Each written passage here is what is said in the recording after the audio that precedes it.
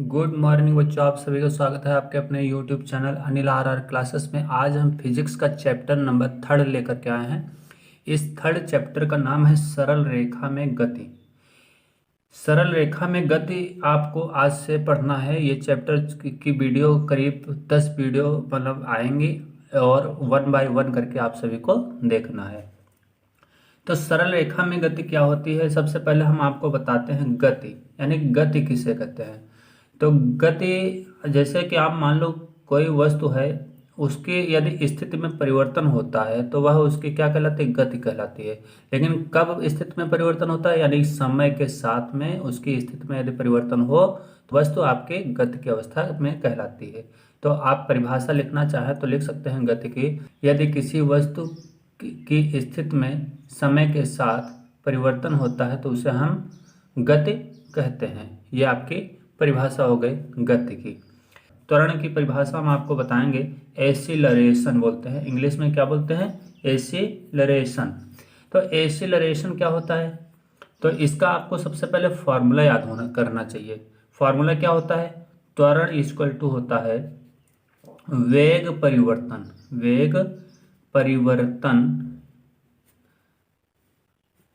बटे समय। ये आपका त्वरण का फॉर्मूला होता है, ठीक है। अब इसकी यदि परिभाषा लिखना चाहें तो हम ये इसी सूत्र से आप परिभाषा लिख सकते हो। तो लिखेंगे किसी वस्तु के वेग परिवर्तन, समय लग गया तो क्या बोलेंगे, दर की दर को हम क्या कहते हैं, त्वरण कहते हैं। फिर से समझ लीजिए, किसी वस्तु के वेग परिवर्तन की दर को हम त्वरण कहते हैं और त्वरण बराबर होता है वेग परिवर्तन बटे समय। और वेग परिवर्तन क्या होता है, अंतिम वेग माइनस प्रारंभिक वेग। ये याद रखेंगे, ये आपका फॉर्मूला होता है त्वरण का, ठीक है।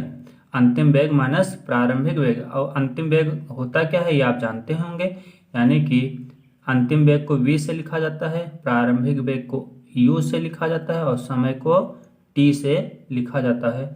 ये इसका क्या हो गया, फॉर्मूला हो गया। और त्वरण को हम a से लिखते हैं, यानी कि a equal to B minus U upon T. ये आपका त्वरण का सूत्र हो गया। तो परिभाषा आप यहाँ पर लिखेंगे जो मैंने अभी बोला है, और उसके बाद ये एज इट इज लिख लेंगे। यह एक सदिश राशि है। कैसी राशि है, सदिश राशि है। जो त्वरण आपका है वो कैसी राशि है, सदिश राशि है। इसका मात्रक मीटर प्रति सेकंड स्क्वायर होता है, ठीक है। लेकिन कभी पूछा जा सकता है ये किस पद्धति का मात्रक है, तो आपको बता देना है MKS पद्धति का मात्रक है। लेकिन CGS पद्धति में इसका मात्रक क्या होगा, तो लिख लेंगे CGS पद्धति में इसका मात्रक सेंटीमीटर प्रति सेकंड स्क्वायर होता है। एक चीज और यहाँ पर ध्यान रखेंगे, लिखेंगे नोट में जब भी अंतिम वेग, यानी कि जो अंतिम वेग है वो यदि बड़ा होता है किससे, प्रारंभिक वेग से, प्रारंभिक वेग से, तब त्वरण आपका धनात्मक होगा, ठीक है। तब जो त्वरण होगा यानी ए आपका क्या होगा, धनात्मक होगा। इस चीज को याद रखेंगे, ठीक है, यानी कि धनात्मक। जब आपका प्रारंभिक वेग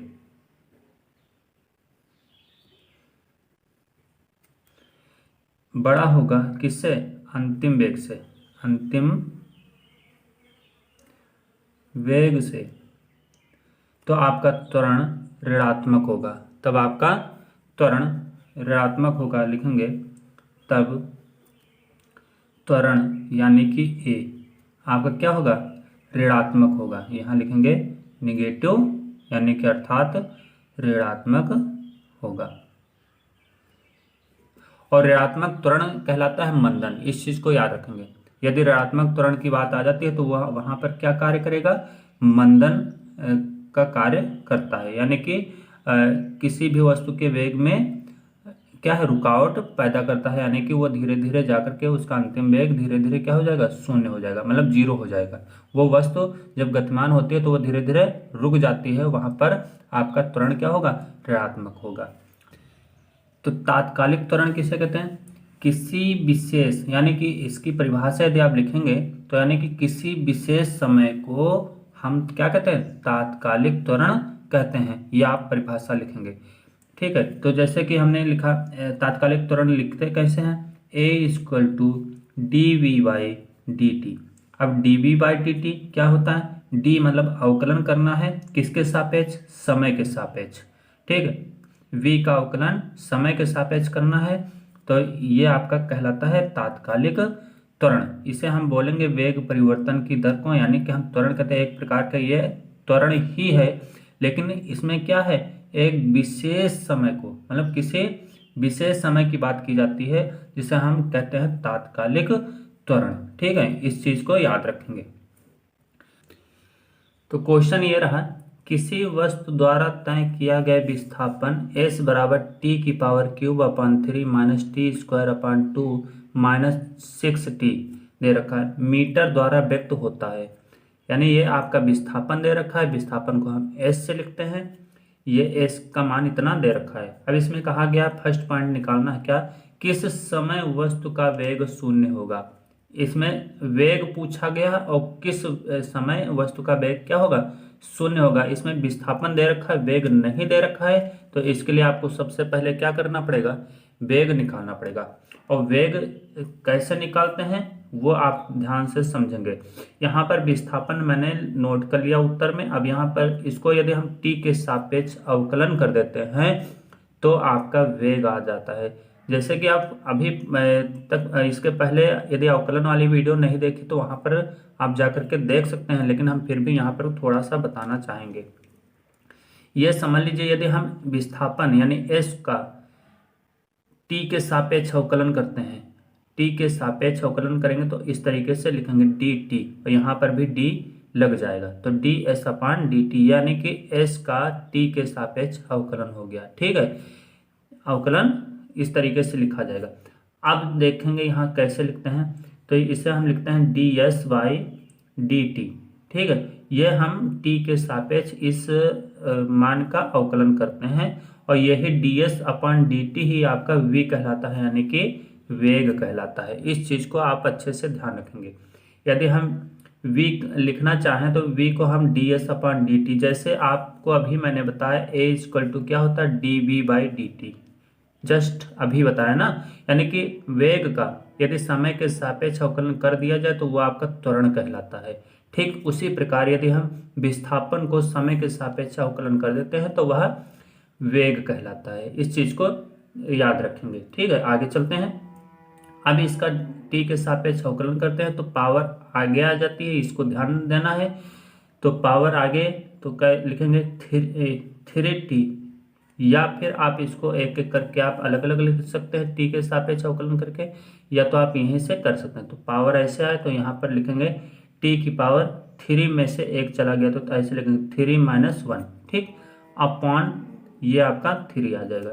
t के सापेक्ष अवकलन हो रहा है, ध्यान रखेंगे। ये अवकलन इस बेस पर हो रहा है, यदि आपने पहले वाली वीडियो देखी होगी तो आपको पता होगा। यहाँ पर लिखा हो x की पावर n और x dx के सापेक्ष, यानी x के सापेक्ष अवकलन करना है। तो इसको हम क्या लिखते हैं, n लिखते हैं, n क्या है आगे आ जाता है, इसके बाद क्या है लिखते हैं n माइनस 1, यानी nx n माइनस 1।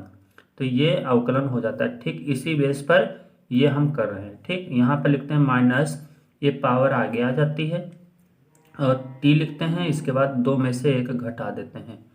इसके बाद नीचे बटे में 2 लिखा है, 2 लिखा रहने देते हैं।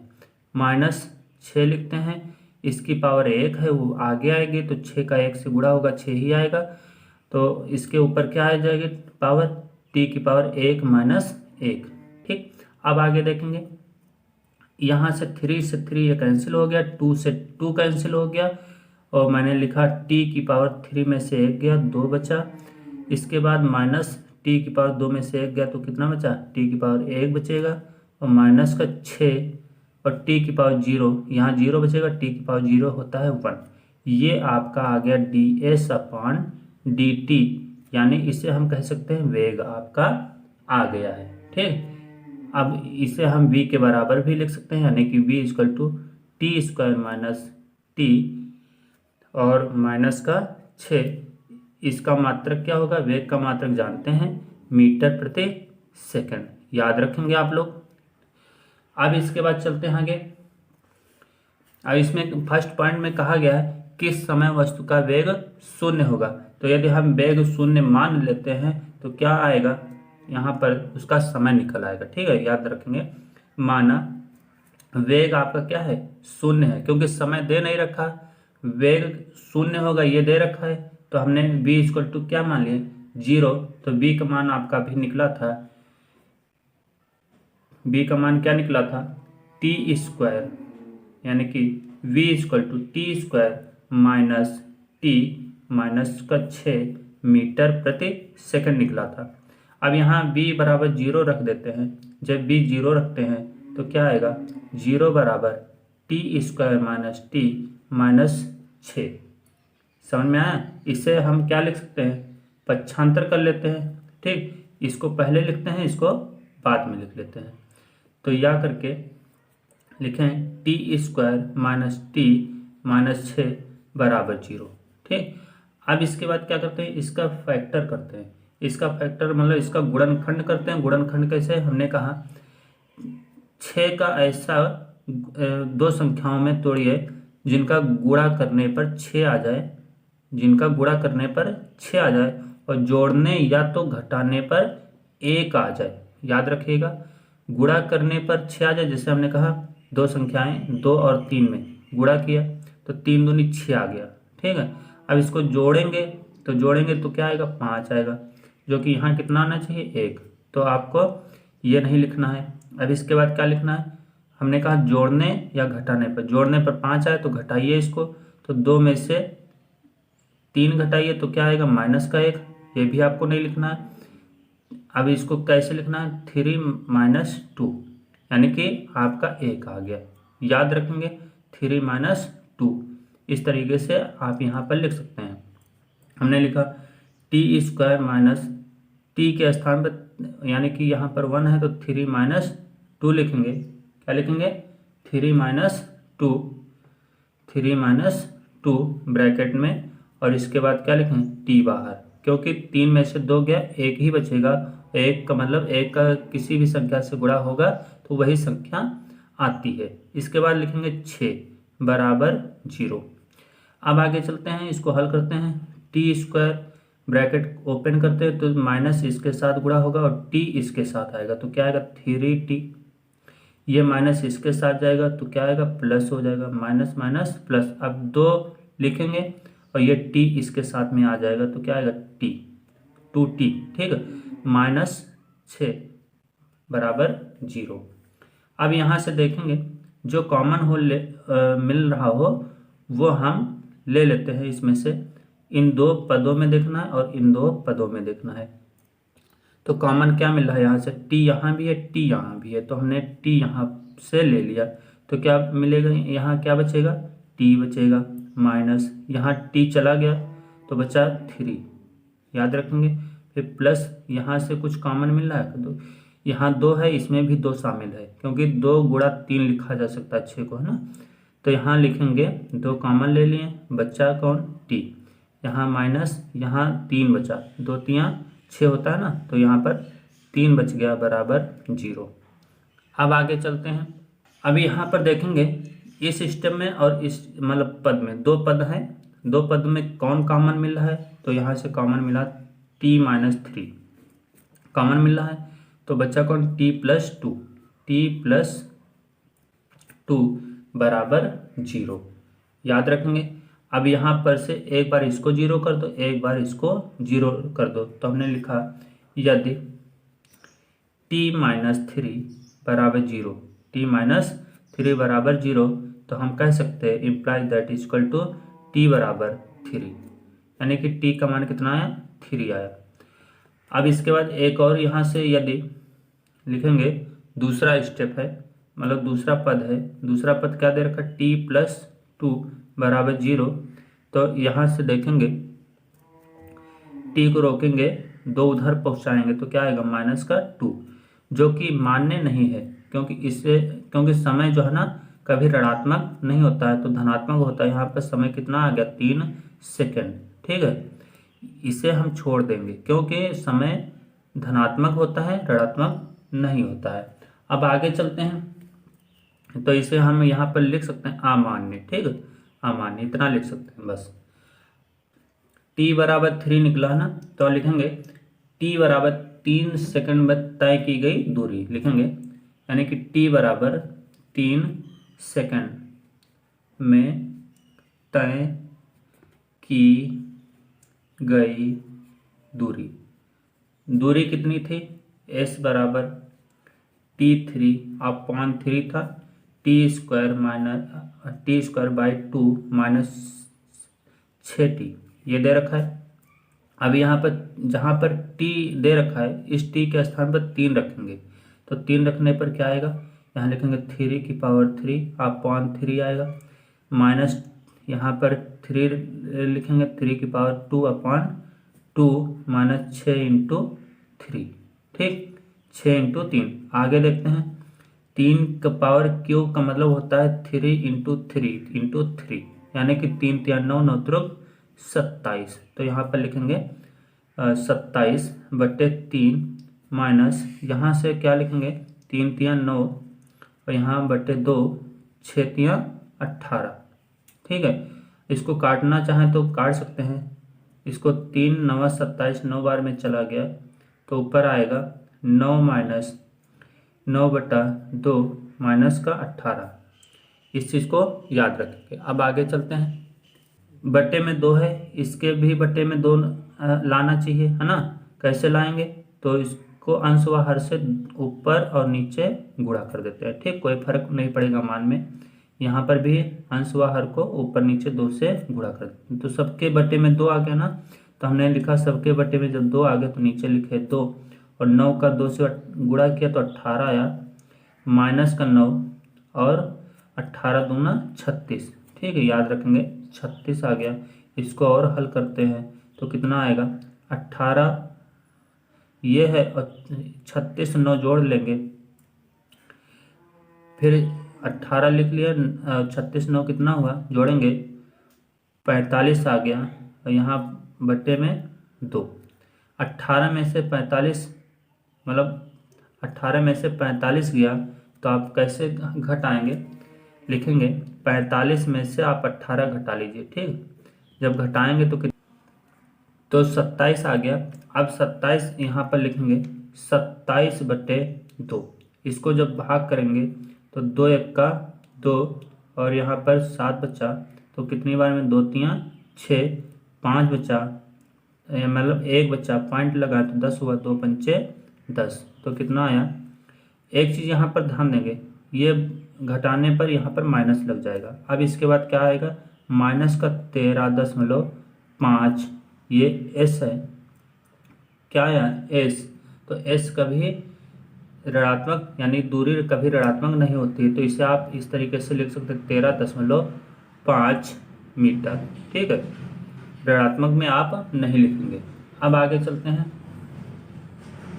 18 में से 45 चला गया तो माइनस का 27/2 बचेगा। अब इसके बाद इसमें क्या करते हैं, 2 से काटते हैं तो 2 1 का 2, यहाँ पर 7 बचा, 2 3 6, 1 बचा, पॉइंट लगाएं तो 10 हुआ, तो 2 पंचे 10। ठीक है, तो कितना आया आंसर 13.5 ऐसा आया। ये आपका मीटर में होगा।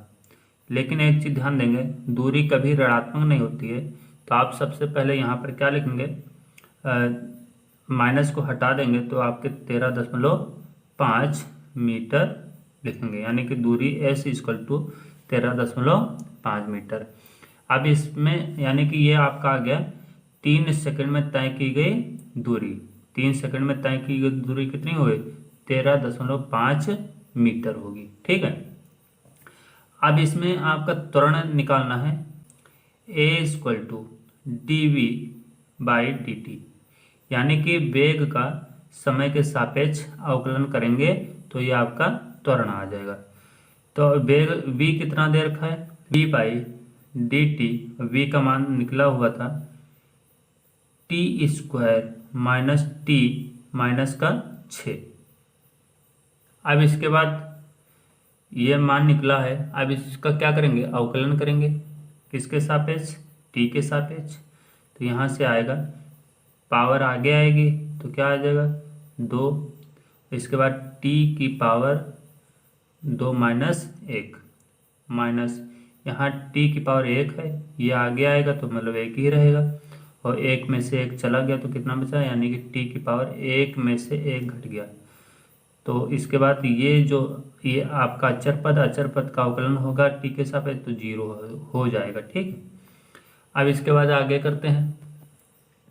यहाँ पर देखेंगे जो 2 में से 1 गया, 2 में से 1 गया पावर में, तो 1 बचेगा, यानी कि 2 टी की पावर 1 लिखो चाहे ना लिखो। ठीक है, अब यहाँ पर देखेंगे टी की पावर 0, टी की पावर 0 का मतलब होता है 1। ठीक, आपका आंसर ठीक, ये आ गया 2t माइनस 1। अब इसमें कहा गया है 3 सेकंड पर वस्तु का त्वरण ज्ञात करना है। तो 3 सेकंड में वस्तु का त्वरण, यानी कि आप टाइम यहाँ पर 3 रखेंगे तो ये आपका त्वरण निकल आएगा।